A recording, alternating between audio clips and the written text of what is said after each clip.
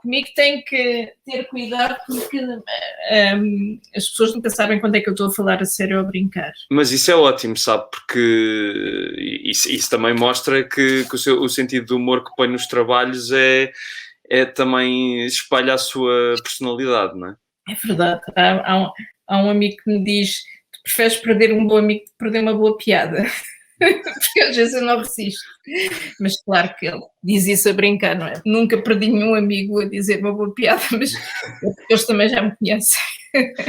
Pronto, mas agora eu vou falar seriamente, prometo. Não, à vontade, mas pode não ter perdido amigos, mas já criou alguns inimigos por causa do seu tipo de humor. Não os conheço. Nunca conheceu nenhum, ok. Pessoalmente, quer dizer, dos meus alvos, dos alvos dos meus cartoons, conheci alguns, mas daqueles que me odeiam, esses não. Mantenho uma saudável distância higiênica. Desses que conheceu, houve algum que teve assim uma reação peculiar ou que não estivesse à espera? Quem é que eu poderia ter conhecido que me tenha falado? Quer dizer, já me cruzei com o António Costa, mas nunca abordámos os meus desenhos, já me cruzei. Eu, na realidade, não me cruzo muito com os meus, entre aspas, alvos, porque eu tenho um trabalho muito solitário, estou em casa, não, digamos que a minha presença não faz parte do meu trabalho, portanto, a minha presença é no papel ou nas redes sociais, não, portanto, em carne e osso é raro cruzar-me com alguém. Pronto. Mas já nas redes sociais ou nos jornais já aconteceu muitas vezes, não é? Mimos, ameaças, ataques, mas também recebo elogios e carícias e encorajamentos, portanto, é normal, não é? Mas isso as pessoas estão a reagir ao meu trabalho, não enquanto pessoa. Eu sou muito boa pessoa. Mas as pessoas parece que levam sempre, quando se faz uma crítica em tom de piada e quando é uma piada mordaz, como a Cristina gosta de fazer, parece que levam sempre muito mais a peito, não é? Acho que o meu trabalho e o trabalho dos cartunistas, se é para ser feito como deve de ser, é para incomodar, portanto, é normal que as pessoas se sintam incomodadas. O que é mais problemático é quando há um entendimento desviado, quando as pessoas não são capazes de interpretar um desenho ou uma mensagem do desenho ou da animação, e em vez de entenderem as metáforas que lá estão, as interpretam literalmente. Eu posso dar um exemplo. Quando um senhor que tem um nome que começa por A e que a seguir tem um apelido que começa por V, atacou a comunidade cigana e o Quaresma saiu em defesa, porque ele é cigano também. Eu fiz uma animação do Spam Cartoon em que esse senhor é uma melga, um inseto chato, que enquanto o Quaresma vai a correr e a jogar, ele não para de andar ali à volta e a chatear. Não sei se viu esse filme. Vi. Então o Quaresma para e mata, é o que qualquer pessoa faz, não é? Quando temos um mosquito à nossa volta a zunir, tentamos matá-lo, não é? Portanto, mata-o e depois tira com ele e continua a jogar. Isto é uma metáfora, como quem diz, os teus zumbidos não me perturbam. Pois aquilo foi interpretado por muitas pessoas literalmente, como estando a apelar ao homicídio. Isto é uma das situações, porque há muitas situações semelhantes. Portanto, isto para dizer o quê? Em relação às pessoas se sentirem ofendidas, que foi aí que esta minha relato ligava-se a essa questão. é claro que elas se sentem ofendidas, muitas vezes porque não entendem, mas a ideia é mesmo essa, é incomodar, não ofender. Quer dizer, ofender sim, é que a palavra ofender também agora está muito na moda. Sim. Não, eu acho que as pessoas têm que se sentir incomodadas e não confortáveis e questionarem-se. Portanto, eu tento, com o meu trabalho, que elas se questionem, se bem que eu acho que as pessoas nunca se questionam. Acho que as pessoas estão todas de pedra e cal, cada uma na sua crença e trincheira, e portanto às vezes eu pergunto-me se não deveria, mas era ir plantar cebolas e batatas. Mas acha mesmo isso, que o seu trabalho não tem, nem que seja numa pessoa, fazer pelo menos olhar para si própria e constatar as suas críticas como qualquer coisa que está mal? Eu acho que, quer dizer, não creio que o meu trabalho vá fazer alguém mudar de opinião, ou que vá... pode ser um tamborzinho sempre ali em fundo para também não deixar as coisas normalizarem, no sentido em que achamos, ok, está tudo bem.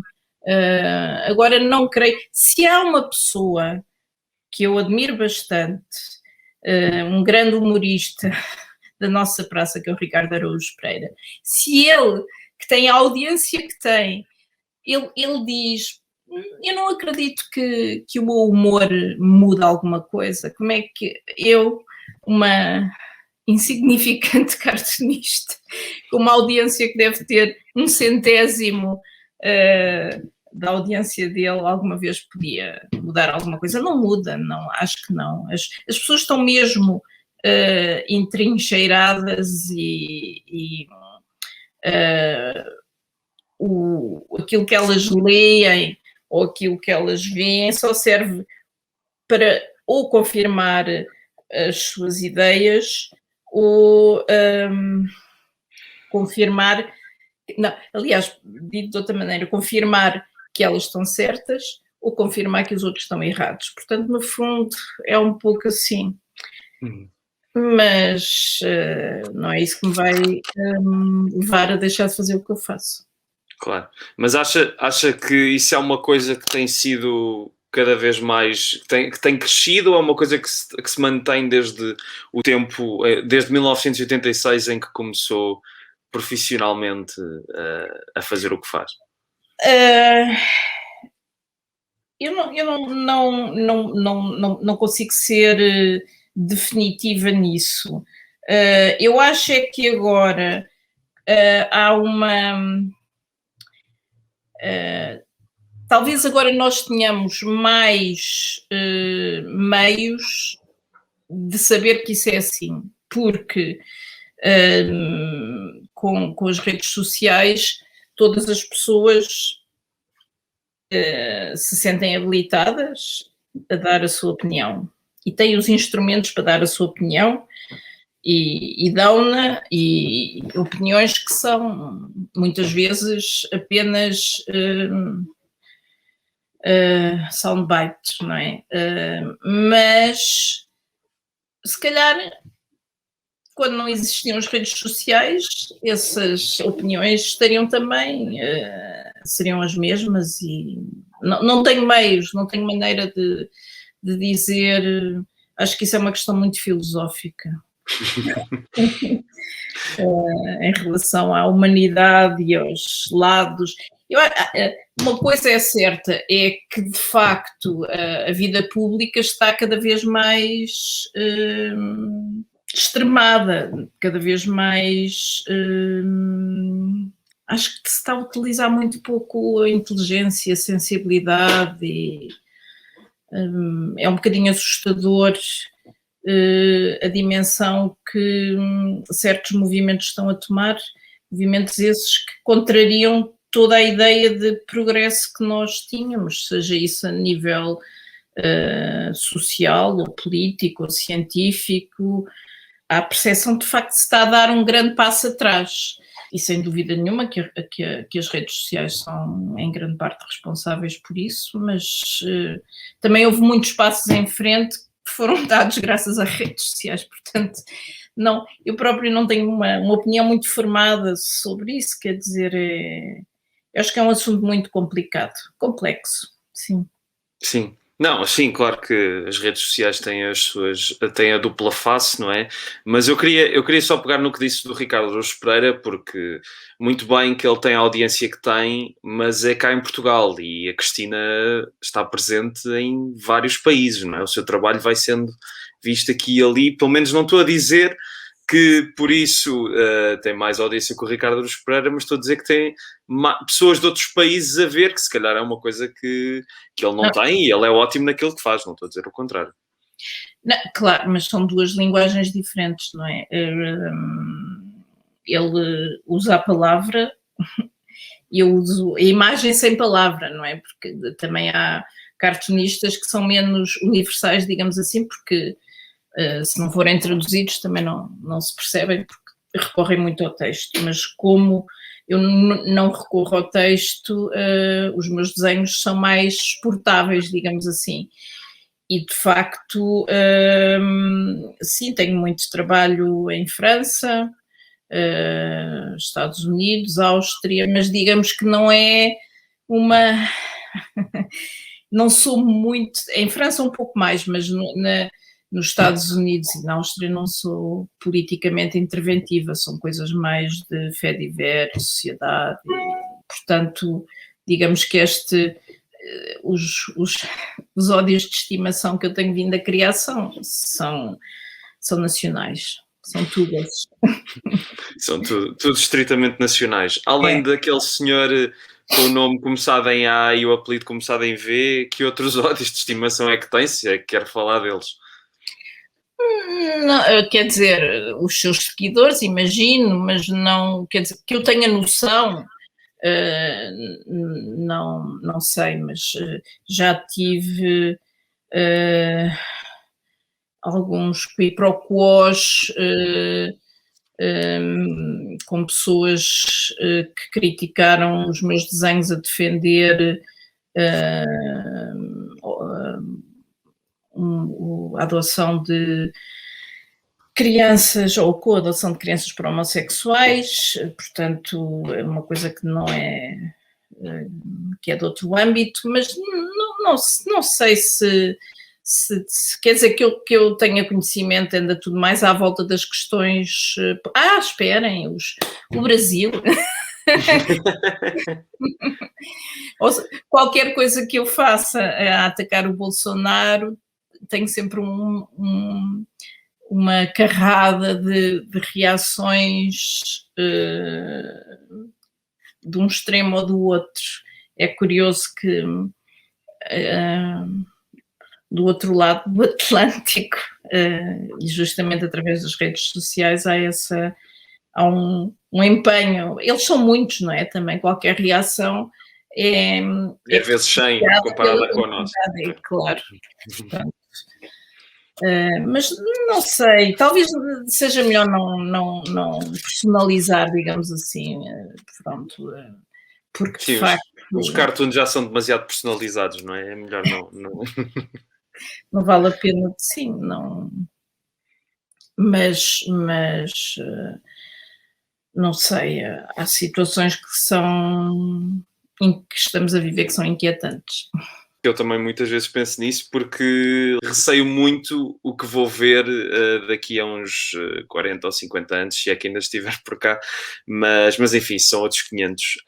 Falando de outras coisas, como eu estava há bocado a dizer A Cristina, portanto, já foi há 35 anos que começou a sua carreira, pelo menos ao que está na biografia, 1986. E eu queria só fazer a pergunta da praxe, que é o que é que mudou ao longo deste tempo no seu trabalho ou no setor em Portugal? Como é que vê todo este percurso? Esse tipo de coisas, porque de facto eu não tinha ideia que já era há tanto tempo que já andava nisto. Uhum. Bem, houve mudanças radicais mesmo. Uma delas, a passagem do analógico ao digital, em termos de trabalho, de concreto, de execução, do técnico, trabalho, essa parte. Depois houve o surgimento das redes sociais, estamos a falar de jornais neste momento, e a grande crise da imprensa, que também teve a ver com o surgimento das redes sociais e o acesso facilitado, gratuito, a informação, que muitas vezes nem sequer é informação. Portanto, houve ali um período em que os jornais receberam um grande embate, portanto isso foi uma coisa que mudou bastante. Há uma coisa também que mudou, mas isto é em Portugal, mas talvez mais na ilustração do que no cartoon, que é o surgimento de uma nova geração de pessoas muito talentosas, e que trabalham, sim, para jornais também, mas enquanto ilustradores. Surgimento também de alguns cartunistas geniais, como é o caso do André Carrilho, que é um mestre mesmo, grande mestre. E já agora também perceber se quando começou, não é? Quer dizer, se naquele ano de 1986 se tinha já a intenção ou imaginava já que estaria até hoje neste tipo de trabalho, ou se achava que era, ou se havia tanto receio da sua parte ou preocupação de que pudesse não resultar. As coisas não são assim tão... Sim, tão taxativas, sim. Quer dizer, digamos que o meu percurso foi orgânico, foi-se definindo, não foi... talvez noutras profissões até seja um pouco mais, sei lá, imagina um médico, que tem assim uma coisa muito... Mas mesmo isso, digamos que eu posso pôr as coisas desta maneira. Eu não sabia exatamente o que é que... queria fazer, ou o que é que ia fazer, não é o que queria, o que é que ia fazer, mas sabia o que é que eu não ia fazer de certeza. E isso, eu posso falar um bocadinho disto pelo seguinte: eu desde sempre, isto parece um clichê, mas não escapo a ele, eu desde sempre desenhei e quis desenhar e que era isso que eu queria fazer. Portanto, isto eu sabia que queria fazer.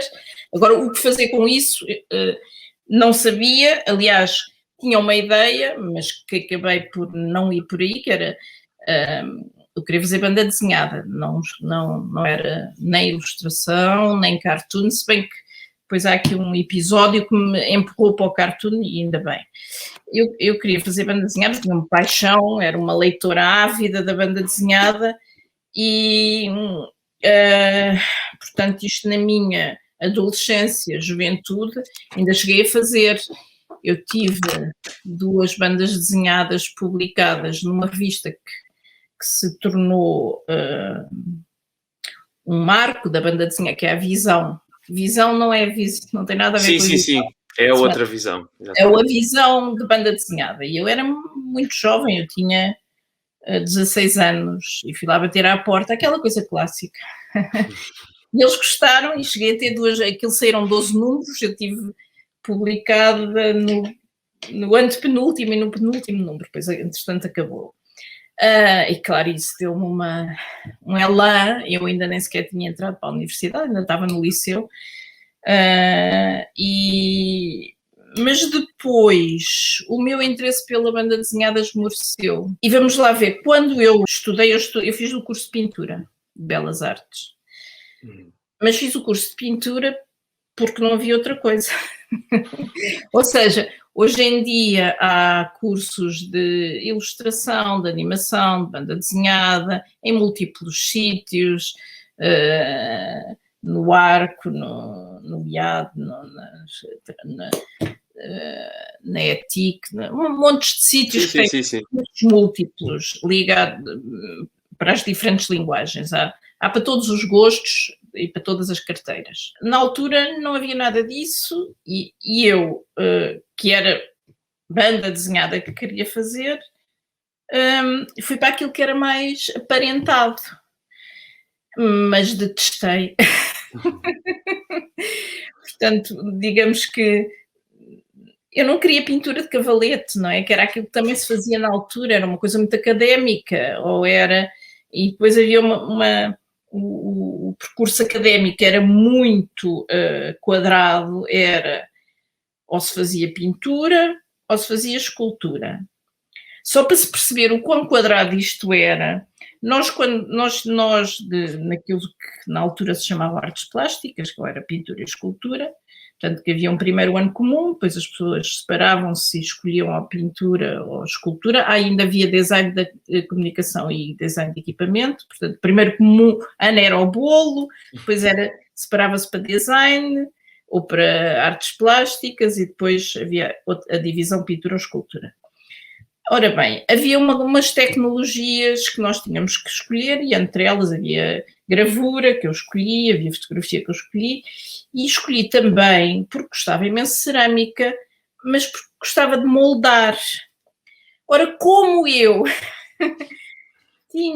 era aluna de pintura, eu não podia moldar, eu tinha que pintar azulejos. Ou seja, isto era tão quadrado, quadrado como azulejos. Pronto, portanto, frustradíssima, porque a minha mãe era analista, mas ela fazia cerâmica por gosto. E muitas vezes eu ficava até às tantas com ela a fazer coisas em barro. E eu gostava de ter as mãos no barro, gostava de fazer aquilo. Mas em Belas Artes não me permitiram, porque eu não era aluna de escultura, era aluna de pintura, então os alunos de pintura têm que pintar. Pronto, então isto é só um exemplo de como havia uma incapacidade de corresponder aos anseios criativos dos alunos. Aquilo era muito, lá está, académico. Pronto, portanto, resumindo, eu testei isso e continuei a fazer os meus desenhos e depois vim por quando até mesmo antes de terminar o curso, depois tive um período que fui para a Alemanha, mas isso é uma outra história, e depois regressei para acabar o curso e a saída da maior parte das pessoas era o ensino. E eu ainda estive algum tempo no ensino, mas detestando mesmo, detestando a escola, todo aquele sistema. Por isso é que eu há bocadinho estava a dizer, eu não sabia muito bem para onde é que ia, sabia era para onde é que não queria ir. E até que comecei a fazer desenhos para livros infantis, primeiro, e ao mesmo tempo para pequenos jornais, e um deles foi o jornal da Federação Nacional dos Professores, e é que eu comecei a fazer os meus cartoons, pronto. Depois disso, sim, trabalhei para diversas publicações, para o Combate, que era uma publicação do PSR, que tinha um diretor artístico, era o Jorge Silva, que é agora um bem conhecido designer, e trabalhei para a Rua Sésamo a fazer também ilustrações e animação e banda desenhada. Portanto, houve assim uma série de coisas que até que chegou o público. E eu comecei a trabalhar no público em 88. Mesmo no início. Aliás, antes do início, porque acho que o público começou em 89, não foi? Ou não? Sim, digamos que o grosso da redação foi formado em 89, mas o projeto começou em outubro de 88. E eu comecei a trabalhar no início no projeto com o Henrique Caiado, que era o designer, foi o designer que fez o jornal. Portanto, éramos os dois e tínhamos reuniões secretas com a equipa fundadora do Público, no ateliê dele,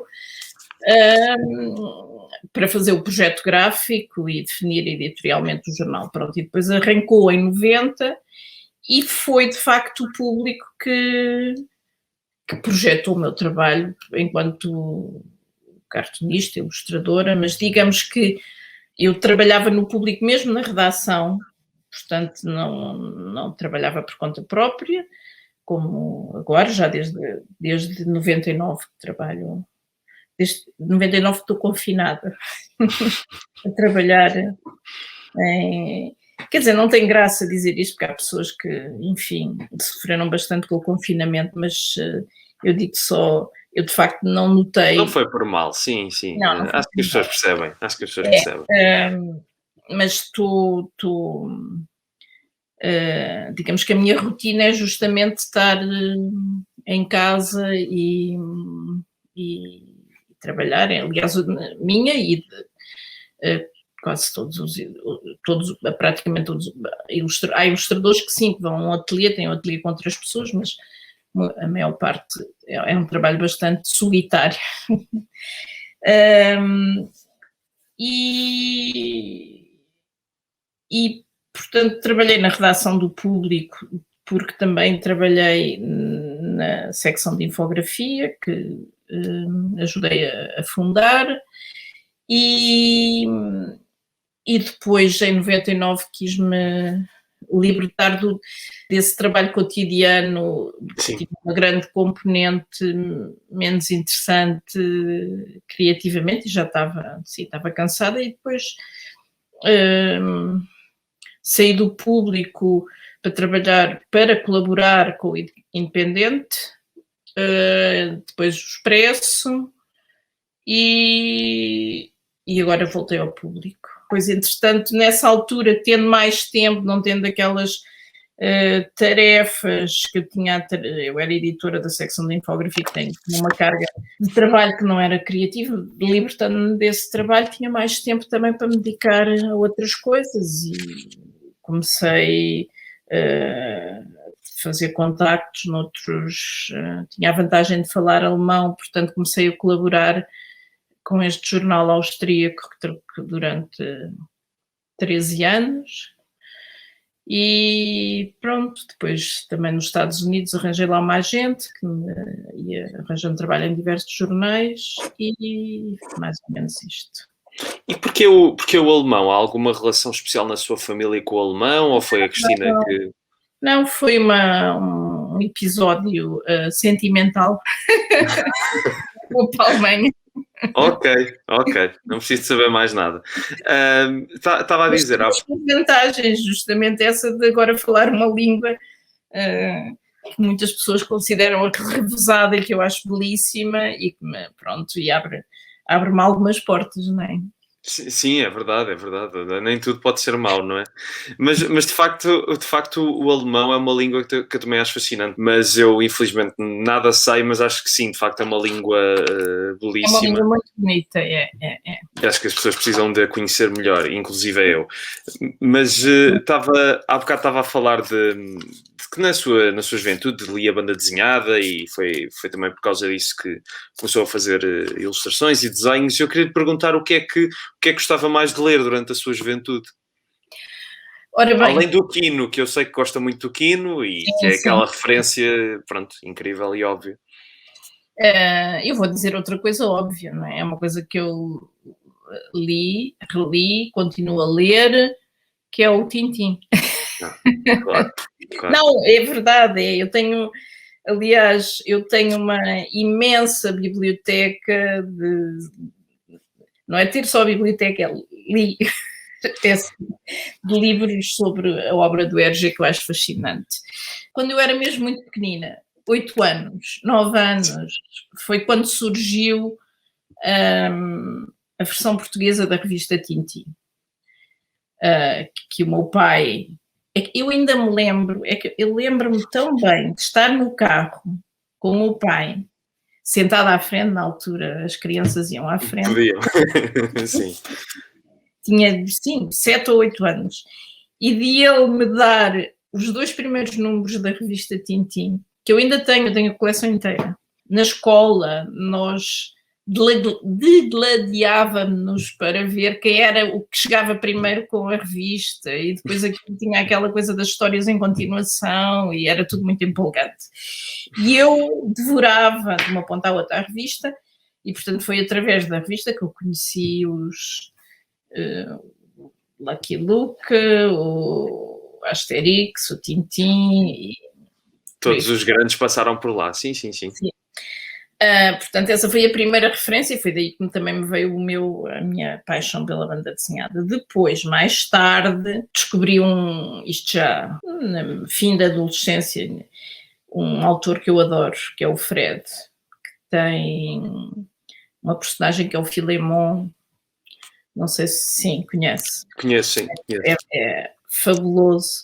E tive o prazer de ver há uns 3 anos, assim, em Paris, uma exposição dele. Para mim foi comovente mesmo ver os originais dele e todas aquele universo completamente delirante que ele tinha. Portanto, para mim uma grande referência ao Fred.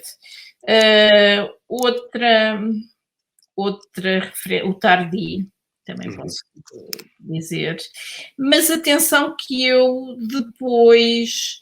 é engraçado porque há um que é referência, mas que é o Prato, mas que muitas pessoas citam, mas que eu admiro o trabalho dele, mas não me apaixona como apaixona. Disse o Prado, o Miguel Ancho Prado. Não. O Hugo Pratt. O Hugo Pratt, percebi Prado, desculpe. Sim, okay. Miguel Ancho Pratt, sim, também achei graça. Mas o Prato não apaixona, agora estou curioso por saber porquê. Não há um porquê, não é? Não, podia haver. Mas lá está, a partir de certa altura esse meu ímpeto pela banda desenhada foi esmorecendo e eu acabei por, se eu quiser citar nomes atuais, tenho imensa dificuldade. Não, claro. Não, mas já deu aí, já falou do Fred e do Filemon, que de facto acho que pelo menos não ouço muitas vezes falar e mesmo os que se ouvem muitas vezes falar, eu também... Ponho em primeiro mesmo. Sim. Quer dizer, em primeiro ponho o RG, santa paciência, eu sei que há muita, mas é até inclusivamente no meu estilo de desenho eu me revejo nele, não é? Isso sim, exatamente. Qual é que é o seu álbum preferido do Tintim, por curiosidade? Assim, Zaz é Joias da Castafiores. Ok. Sim, também gosto muito. Porque lá está, como é aquela história diferente, não é? Passa-se tudo no Castelo de Melançar e... Sim. E é uma não história, não é? É um não acontecimento, aquilo tudo, todas aquelas pequenas coisas são... Mas gosto muito das histórias que se passam no deserto, o Caranguejo das Tenazes de Ouro... E... O País do Ouro Negro também, creio que também se passa. Negro, sim. Os Charutos do Faraó, há uma parte que também se passa no deserto. Sim. Não, mas assim, há muitas pessoas que referem o Tintim no Tibete, que eu gosto bastante, mas não é o meu favorito, não. Também não diria no meu caso. Se bem que aquelas páginas iniciais das confusões do Chang, em que o Capitão Haddock ouve Chang em todo lado e o Tintim, acho isso hilariante. Mas estou a ver que também é um conhecedor. Sou, eu gosto muito do Tintim mesmo, muito. Também tenho demasiados livros sobre o RG e revistas cá por casa. Ok. Podemos fazer uma troca. Quer dizer, está em Londres, não é? Ou já não? Eu em Londres? Não sei. Eu estou em Lisboa. Fiquei com a ideia que estava em Londres, porquê? Já não sei. Também não sei. Mas está bem. Então podemos trocar, fazer uma...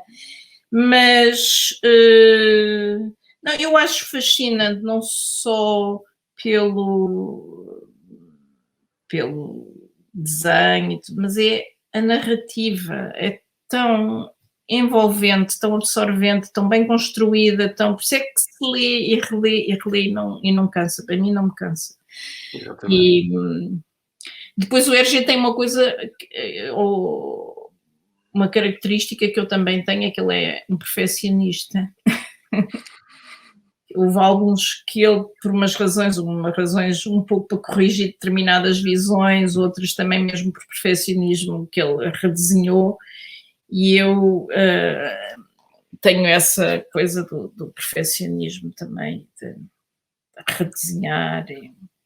Exatamente. Ele de facto era uma personalidade, e não só na parte artística, mas a vida dele é toda cheia de pequenas e grandes aventuras e algumas contradições, não é? Faz parte.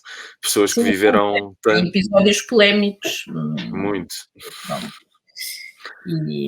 mas a obra dele é extraordinária. Eu tive a sorte de ter ido ao museu dele na Bélgica. Ah, Uma quem me grande dera. viagem, mas que viagem, tive ao dia inteiro. E mal me podia ter em pé. É muito, muito, muito, muito bem feito aquele museu. Quem me dera. Bem, eu sei que vai chegar cá uma exposição dele na Gulbenkian no final do ano, isso estou em pulgas para ver. Uhum. Mas pronto. Mas, ó Cristina, obrigado. Acho que podemos ficar por aqui. Foi um prazer. Nada, eu é que agradeço.